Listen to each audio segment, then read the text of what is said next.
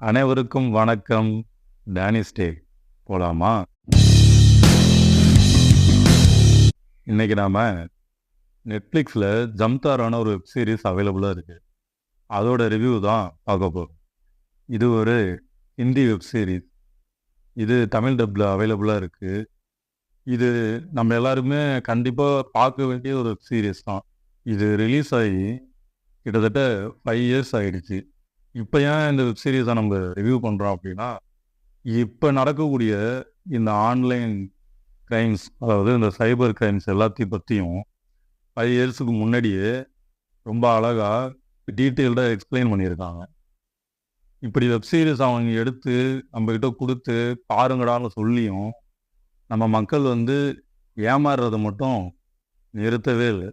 ஜம்தாரா கதையை பார்த்தீங்கன்னா, ஸ்கேமால் ஏமாற்றப்படுறாங்கள மக்கள், அவங்க எப்படியெல்லாம் ஏமாற்றப்படுறாங்க, அப்புறம் தான் ஏமாந்ததை ரொம்ப ஆழமாக ஆராய்ச்சி பண்ணி திரும்பியும் அடுத்த ஃபோன் வரும்போது எப்படிலாம் இவங்க ஏமாறுறாங்க இப்படின்னு இந்த டேரக்டர் கதையை சொல்லவே இல்லை.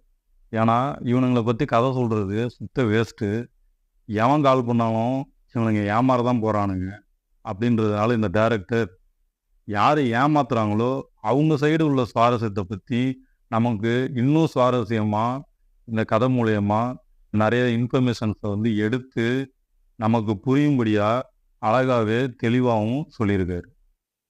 இந்த ஜம்தாரா கதை எப்படி ஆரம்பிக்குதுன்னு பார்த்தீங்கன்னா, இந்த சமுதாயத்தில் இருந்து முழுக்க முழுக்க ஒதுக்கப்பட்ட ஒருத்தன், எல்லாராலையும் வெறுக்கப்பட்ட ஒருத்தன் எப்படி தன்னோட நிலைமையை மற்றவங்க புரிஞ்சிக்கல அப்படின்ற ஒரு முடிவுக்கு மற்றவங்களை ஸ்கேம் மூலயமா எப்படி பழிவாங்குறான், அவனோட ஏக்கத்தை இந்த ஸ்கேம் மூலயமா எப்படி வெளிப்படுத்துகிறான் அப்படின்னு டேரக்டர் சொல்ல வருவாருன்னு தான் நானும் நினச்சேன்.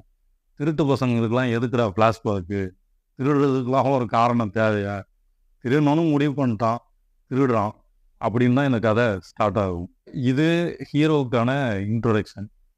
ஹீரோயின் பார்த்தீங்கன்னா, அதாவது இந்த சமுதாயத்தில் நல்லவன் சொல்லிட்டு இருக்கவங்க கூட பொண்ணுங்களுக்கு சம உரிமை தரதே கிடையாது. நல்லவன் நல்லவன் சொல்லிட்டு எல்லா பொண்ணுங்களையும் ஏமாத்திட்டு இருக்காங்க. ஆனால் நம்ம ஹீரோ திருடனாகவே இருந்தாலும் தான் திருட்டு தொழிலில் சம உரிமை கொடுத்து அந்த பொண்ணை திருட வச்சுருப்போம். அதாவது தான் தொழிலை ஒன்று விடாமல் அந்த பொண்ணுக்கு கற்றுக் கொடுப்பான்.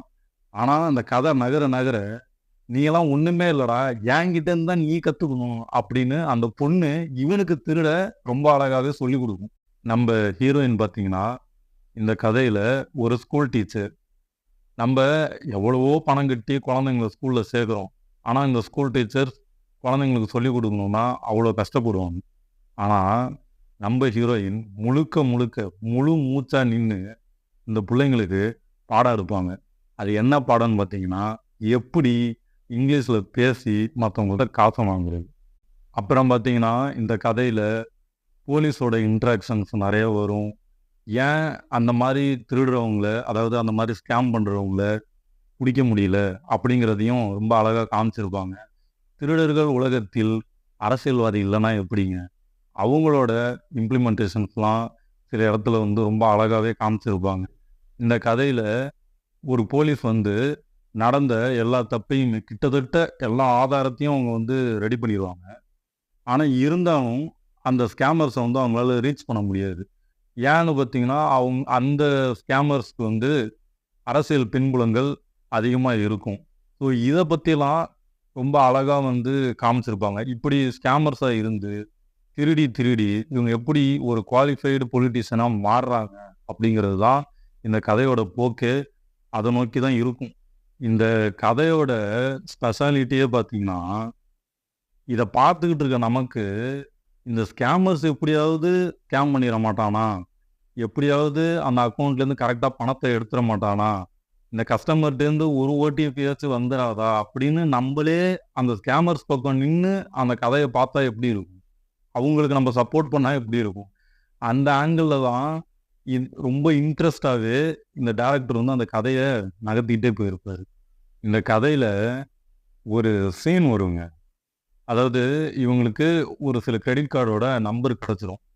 அதோட பின் நம்பர் வந்து இவங்களுக்கு வேணும். அதுக்கு ஒரு ஆப் கிடைக்கும். அந்த ஆப்ல வந்து எத்தனை டைம் ஆனாலும் பின் நம்பர் போட்டு செக் பண்ணிக்கலாம். அப்படிப்பட்ட அந்த ஆப்ல ஒரு 30 ஸ்டூடண்ட்ஸ் உட்கார்ந்து ரொம்ப கஷ்டப்பட்டு அத அந்த சீன் பார்க்கும்போது உங்களுக்கு அவ்வளோ இன்ட்ரெஸ்ட்டா இருக்கும். மாறி, மாறி, மாறி, மாறி கண்டுபிடிப்பாங்க. அதில ஒரு சில பசங்க வந்து நான் கண்டுபிடிச்சிட்டேன் அப்படின்னு சொல்லிட்டு அத செலிப்ரேட் பண்ணுவாங்க. நமக்கே யாரு கண்டுபிடிப்பா? கண்டுபிடிச்சா நல்லா இருக்குமே! அப்படின்னு நமக்கே தோணும். அந்த சீன் பார்த்தீங்கன்னா, அவ்வளோ சூப்பரா இருக்கும். இந்த மாதிரி இந்த இந்த வெப் சீரிஸ் ஃபுல்லாவே ஒரு சில எபிசோட்ஸ்ல இந்த மாரி இன்ட்ரஸ்டிங்கான சீன்ஸ் எல்லாம் நெறையவே வச்சிருப்பாங்க.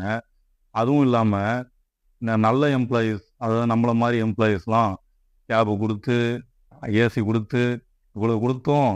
அது இல்ல, இது இல்லன்னு கொற சொல்லிட்டு இருப்பானுங்க. ஆனா இந்த திருடுறவனுங்க கொசுக்கடியிலயும், வெயில்லயும், மழையிலயும் உட்கார்ந்து நாயாவே கஷ்டப்பட்டு திருடுவாங்க. இப்படி ஒருத்தர் 2 பேருன்னு ஆரம்பிச்ச இந்த ஸ்கேம ஒரு கால் சென்டர் ஆஃபீஸ் போட்டு நடத்துற அளவுக்கு ஒரு பெரிய கிரவுடாவே மாறிடும். ஒவ்வொருத்தனும், ச்சே! என்ன இன்னைக்கு 1,00,000 தான் கிடைச்சிருக்கு அப்படின்னு ஃபீல் பண்ணிட்டு தான் அன்னைக்கு டேவையே அவனுங்க க்ளோஸ் பண்ணுவானுங்க. நம்ம வீடியோவோட எண்டுக்கு வந்துட்டோம். இந்த கதைய நான் சுவாரஸ்யமா சொல்லியிருக்கேனான்னு எனக்கு தெரியல. ஆனா, இந்த கதை பார்க்குறதுக்கு ரொம்ப சுவாரஸ்யமா இருக்கும். கண்டிப்பா உங்க நேரம் வேஸ்ட் ஆகாது. டைம் கிடைச்சா இந்த கதைய எல்லாரும் பாருங்க. ஒரு ஜெனரல் நாலேட்ஜாவும் இருக்கும். எப்படியெல்லாம் ஸ்கேம்ஸ் நடக்குது அப்படின்னு நம்ப, "ஓ! இப்படியெல்லாம் ஸ்கேம்ஸ் நடக்குதா?" அப்படின்னு நம்மளே ஆச்சரியப்படுற அளவுக்கு அத்தனை வகையான ஸ்கேம்ஸ இந்த கதையில காட்டியிருப்பாங்க. ஸோ எல்லாரும் கண்டிப்பா டைம் இருந்தா இந்த கதைய பாருங்க. அடுத்த ஒரு நல்ல வீடியோல உங்களை கண்டிப்பா வந்து சந்திக்கிறேன். அதுவரை உங்களிடமிருந்து விடை பெறுவது உங்களில் ஒருவன்.